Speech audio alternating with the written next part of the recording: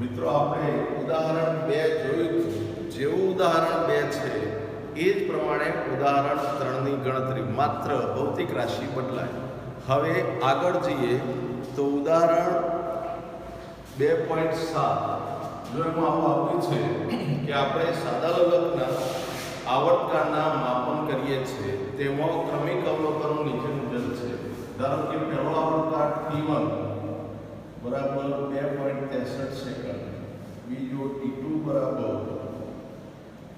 2.56 second, T3 बराबर 2.42 second, T4 बराबर 2.72 second અને T5 बराबर 2.80 सेकंड. તો અવલોકનમાં ઉદ્ભવતી નિરપેક્ષ, સાપેક્ષ અને પ્રતિશત ત્રુટિની ગણતરી કરો. તો મિત્રો આપણે આવું ભણ્યા હતા કે આપેલા આ બધા આવર્તકાળ પરથી એનું સરેરાશ લઈએ તો સાચું મૂલ્ય મળે T અને આપણે સાચા મૂલ્ય તરીકે સ્વીકારીએ છીએ. અને એમાં કહ્યું તેમ જેટલા અવલોકનો હોય એ બધાનો સરવાળો થાય. આપણે સીધી કિંમતો લખીએ છીએ તો 2.62 વત્તા 2.56 વત્તા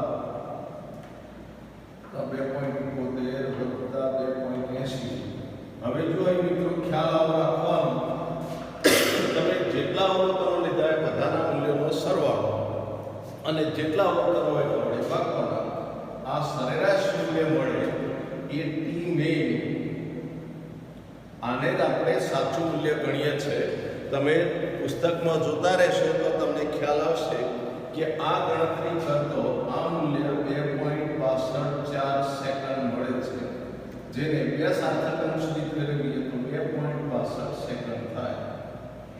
આ એનું સાચું મૂલ્ય થયું.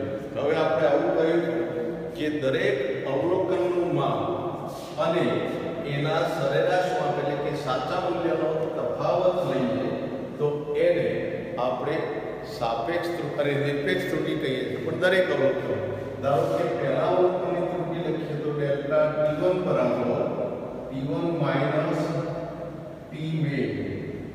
હવે જો એની કિંમતો લઈએ તો T1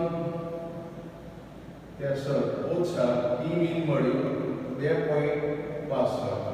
એ રીતે ડેલ્ટા T2 બરાબર 2.56 ઓછા 2.62, T3 બરાબર 2.42 ઓછા 2.62, T4 બરાબર 2.71 માઈનસ 2.62, T5 બરાબર 2.80 ઓછા 2.62. મિત્રો આ સમજાયેલું છે તમને કે દરેક અવલોકનની નિરપેક્ષ ત્રુટિ શોધવી હોય તો એ અવલોકન અને સરેરાશ જેને આપણે સાચું મૂલ્ય આનો તફાવત લઈએ.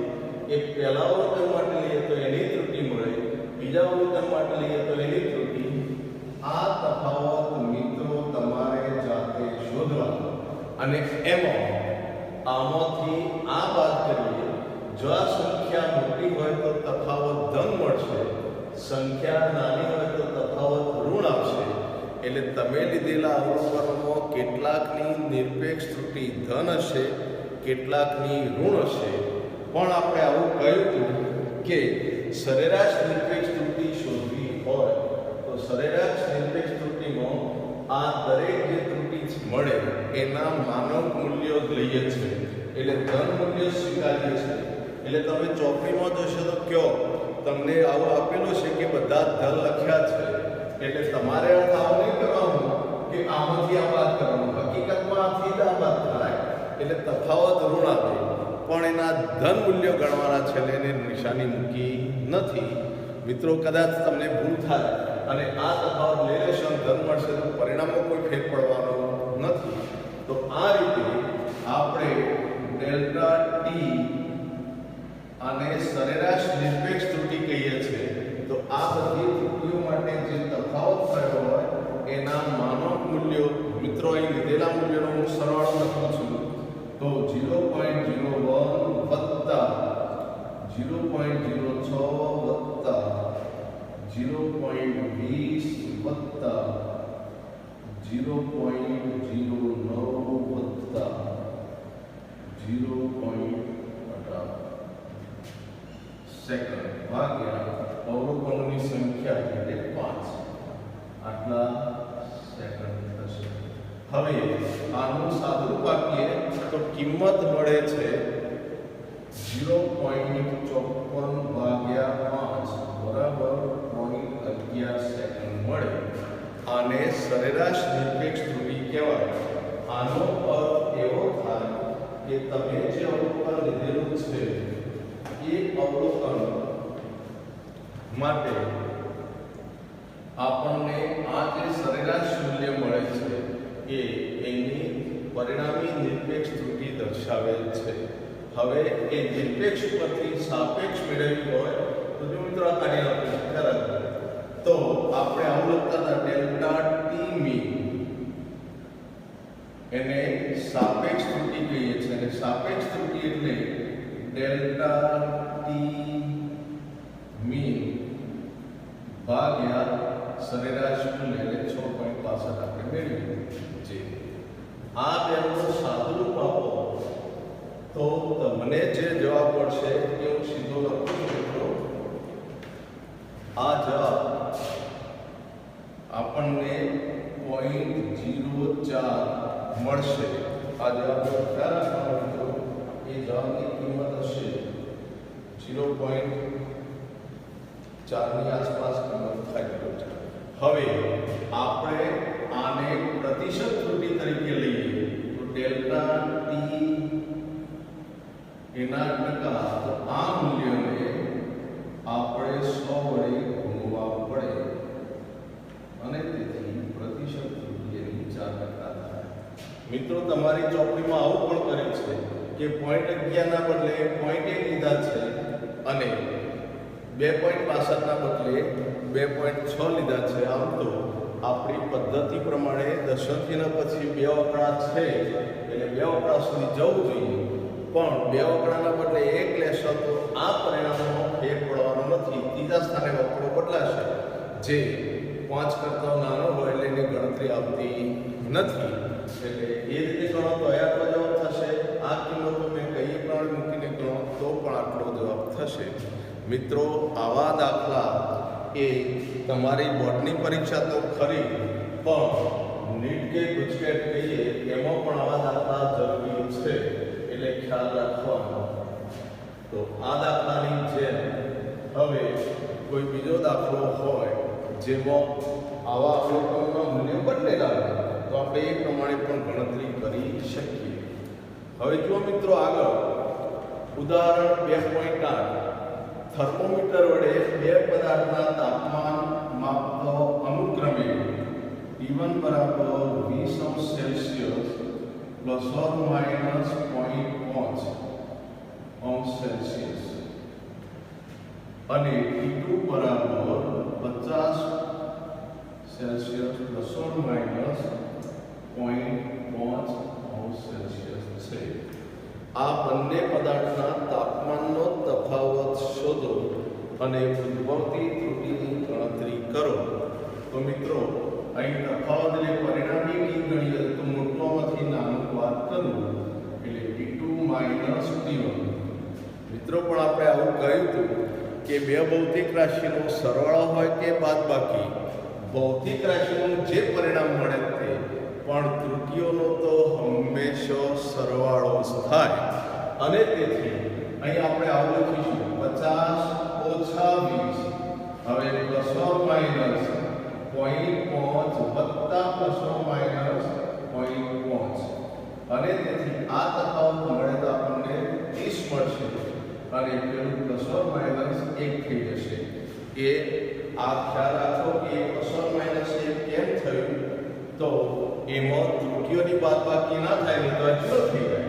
આપણે આગળ પણ સમજાવ્યું તમને કે બે ભૌતિક રાશિનો સરવાળો કે બાદબાકી હોય તો ભૌતિક રાશિનું જે પરિણામ મળે તે પણ ત્રુટિનો સરવાળો થાય. મિત્રો આ સરળ જ છે, એકમ લખો, ખ્યાલ રાખો. આ જ રીતે આગળ વધીએ તો જો ઉદાહરણ 2.9 લો. આનો મિત્રો થોડો ખ્યાલ રાખવાનો કે અવરોધ R બરાબર V upon I. જો V બરાબર 100 ± 5 અને I બરાબર 10 ± 0.2 આ એકમ વોલ્ટ થાય, આ એકમ એમ્પિયર થાય.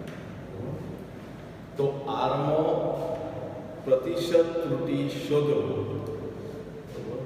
હવે જો અહીં મિત્રો આવું થાય કે R ની પ્રતિશત ત્રુટિ એટલે સૂત્ર આવું થશે ડેલ્ટા R upon R બરાબર ડેલ્ટા V upon V વત્તા ડેલ્ટા I upon I. જો આ છેદમાં છે પણ ત્રુટિઓ માટે તો સરવાળો જ થાય. હવે આને જો આપણે ટકામાં લઈએ તો ડેલ્ટા R upon R એટલે ગુણ્યા શું થાય એટલે પ્રતિશત ત્રુટિ થઈ. જો હવે આની કિંમતો મૂકીને આપણે ગણીએ છીએ તો જો આનું સાદુરૂપ જે છે એ 5 ભાગ્યા 100 વત્તા I એટલે 0.2 ભાગ્યા 10. હવે અલગ અલગ ગુણવાની જરૂર નથી, ગુણ્યા કૌંસ પર 100 કરી દે તો સીધો જવાબ થઈ જશે. તમે આનું સાદુરૂપ મેળવો તો 0.02 આવશે. એનું સાદુરૂપ મેળવીએ તો એની કિંમત આપણે લખીએ જ છે કે આની કિંમતમાં આપણે પરિણામી મેળવીએ તો 0.05 થશે. અરે આની કિંમત લઈએ તો 0.02 થઈ જશે. હવે ગુણ્યા 100 જો આ બેનો સરવાળો કરીએ એટલે 0.07 ગુણ્યા 100 બરાબર 7% થાય. તો મિત્રો અહીં આ ગુણોત્તરના આધારે ખ્યાલ આપવાનો. પાછું આગળ કરી તેમ 5 વત્તા 0.2 કરો તો જવાબ નહીં મળે, એ ખ્યાલ રાખજો. આ સૂત્રનો ઉપયોગ થાય અને એમાં ઉદ્ભવતી ત્રુટિ સાથેનું મૂલ્ય થશે કે પ્રતિશત ત્રુટિ એ એની 7% આપણને મળે છે. આ એનું અવરોધમાં ઉદ્ભવતી ત્રુટિ અવરોધનું મૂલ્ય કર્યું નથી એટલે ખ્યાલ રાખવાનો. મિત્રો સમજ પડે એ માટે આની સાથે તમારે જાતે કિંમતો મૂકી કેલ્ક્યુલેટરનો ઉપયોગ કરી ગણતરી કરવી. અને જો ગણતરી કરતો કોઈ પણ પદનો ખબર ના પડે તો બે વખતે સમજો. છતાં ખબર ના પડે તો ફોન પર અથવા તો રૂબરૂ મારો સંપર્ક કરવો પણ તૈયાર કરવો. આ દાખલા એ નીટની પરીક્ષા માટે મહત્વનો દાખલા છે, ખ્યાલ રાખવાનો. મિત્રો આગળ એક દાખલો જોઈ લઈએ તો જો ઉદાહરણ 2.10 R1 બરાબર 100 ± 3 ઓહ્મ, R2 બરાબર 200 ± 4 ઓહ્મ. અવરોધ ધરાવતા બે અવરોધોને એક શ્રેણીમાં અને પછી સમાંતર જોડીએ તો સમતુલ્ય અવરોધની ગણતરી કરો. હવે જો શ્રેણીમાં તો મિત્રો આવું થાય, તમે ભણેલા છો કે R1 વત્તા R2.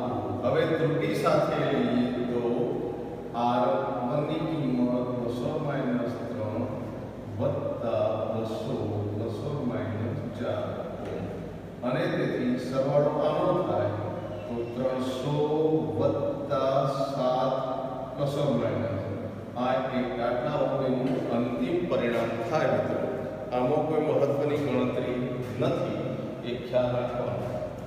પણ હવે શ્રેણીના બદલે એનું સમાંતર જોડાણ કરીએ તો સમાંતર જોડાણનું સૂત્ર આવું થાય કે આ બેનો પરિણામી અવરોધ ધારો કે R' હોય તો 1/R' બરાબર 1/R1 વત્તા 1/R2 આવું સમીકરણ મળે સમાંતરના નિયમ.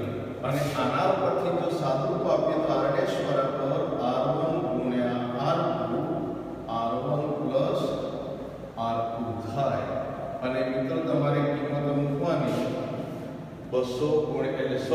200 ભાગ્યા 300 એમ સાદુરૂપ આપશો તો એનો જવાબ મળશે 66.7 ઓહ્મ. આ પરિણામી અવરોધ છે. હવે પરિણામી અવરોધનો પ્રતિશત ત્રુટિ શોધવી હોય તો આ સમીકરણનો ખ્યાલ રાખો. ધારો કે અહીં ડેલ્ટા આર ડેશ લઈએ તો નીચે પણ આર ડેશ નો ફરીથી ગુણાકાર થાય એટલે આર ડેશ સ્ક્વેર આવશે. એવું જ આગળ તો ડેલ્ટા આર અપોન r1 નો સ્ક્વેર એટલે આ વત્તા ડેલ્ટા r2 અપોન r2 નો સ્ક્વેર અને તેથી ડેલ્ટા r ડેશ બરાબર જો સાદું સરળ બને એટલા માટે લખું છું કે r ડેશ અપોન r1 કૌંસ ગુણ્યા ડેલ્ટા r વત્તા r ડેશ અપોન r2 કૌંસ ગુણ્યા ડેલ્ટા r2. તમે આ રીતે કરશો તો થોડું સરળ પડશે. હવે અહીં કિંમત તો આપણે જાણીએ છીએ કે 6.7 ભાગ્યા r1 એટલે 100. આનું જે સાદુરૂપ મળે પછી એનો વર્ગ કરી એની પેલા ત્રુટિ 3 છે તો 3 વડે ગુણવાનો એટલે આ પહેલું પદ થઈ જશે વત્તા 6.67 ભાગ્યા 200 સાદુરૂપ જે આવે એનો વર્ગ ગુણ્યા 4. આમ તમે પરિણામ મેળવશો તો સરળ પડશે મિત્રો. અને એમ કરતો આનું અંતિમ પરિણામ હું લખું છું કેટલો પ્રયત્ન જાતે કરો તો 1.8 મળશે.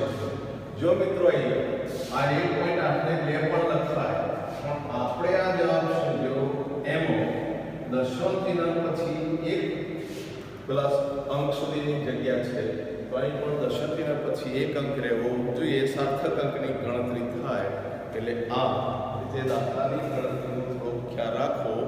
બીજા દાખલાઓની ચર્ચા આગળ અથવા તો રૂબરૂ મળીએ ત્યારે કરીશું.